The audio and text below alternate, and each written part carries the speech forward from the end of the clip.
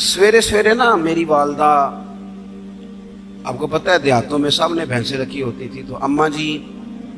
یعنی وہ سویرے اٹھ کے دودھ رڑک کے اور پھر وہ جب مصلی بچھاتی تھی، تب میں سمجھتا تھا کہ یہ تکلفات ہیں، چونکہ جب بندہ پڑھ دیتا ہے نا پھر اسے گنجائشوں کا بھی پتہ چل جاتا ہے۔ میں سمجھتا تھا یہ تکلفات ہیں کہ وہ پہلے کپڑا بچھاتی، مصلی بچھاتی، پھر پیالے میں پانی لا کے پاس رکھتی، پھر وہ جناب اس پہ پڑھنا شروع کرتی، پھر وہ ریل، اور پھر ریل کے یہ جو حافظ ہوتے ہیں نا ہمارے، یہ پھر زیادہ نہیں چومتے قرآن پاک کو، ان کے پاس ہوتا ہے نا ہر وقت، لیکن وہ پرانے بندے وہ شنیل کا غلاف، پھر اسے کھولنا، پھر اسے چومنا، پھر سینے سے لگانا، یہ ساری چیزیں ان کے پیش نظر رہتی۔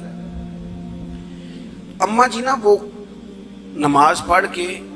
قرآن پاک کے کوئی دو ایک رکوع پڑھ کے پھر آواز دیتی، وہ تسی اجے بھی ستے ہو، میں دودھ بھی رڑک لیا، نماز بھی پڑھ لی، سبق بھی پڑھ لیا،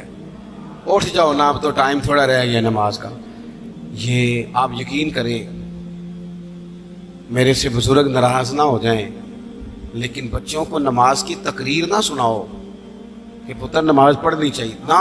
تقریر نہ سناؤ، تقریریں باہر چلتی ہیں، گھر میں نہیں چلتی، گھر میں عمل چلتا ہے۔ بچوں کے سامنے نماز پڑھو، بچوں کے سامنے قرآن پاک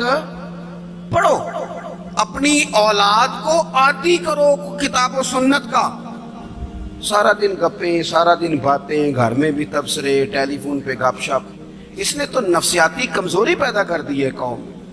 اپنے گھر کے اندر چلن پیدا کریں، قرآن پاک سے پیار ہو۔ وہ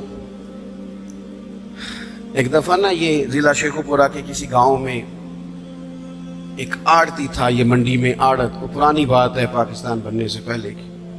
وہ سادہ سا بندہ تھا، داڑھی رکھی تھی، 5 وقت نماز پڑھتا تھا، تو فوت ہو گیا، آڑت کرتا تھا، تو اس کی قبر سے خوشبو آنے لگ گئی۔ یہ تو کدی کسی پیر دی قبر چوندی تو پھر کوئی منڈیا نے بٹت کرنی سی پیراں دیاں نے، پھر تو کمال ہو جانا تھا۔ اللہ خیر فرمائے، اللہ ماشاءاللہ، پھر کوئی کہانی، کوئی کرامت ادھر ادھر سے جوڑ جاڑ کے بھی لوگ بنا لیتے ہیں،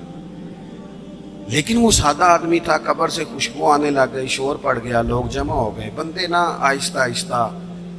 وہ عدت ختم ہوئی تو اس کی خاتون سے کہنے لگے کہ مثلا انگوٹھا چھاپ بندہ تھا، سائن بھی نہیں کرنے آتے، قبر سے خوشبو، آخر کوئی تو عمل ہوگا۔ کہنے لگی اسے نا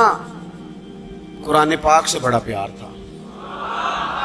پڑھا ہوا نہیں تھا، تو ہر روز وضو کر کے نا دن میں 2 وقت قرآن پاک کھولتا اور پھر اس پہ لائنوں پہ انگلیاں رکھ کے چلاتا، رو کے کہتا مالکا غلطی ہو گئی۔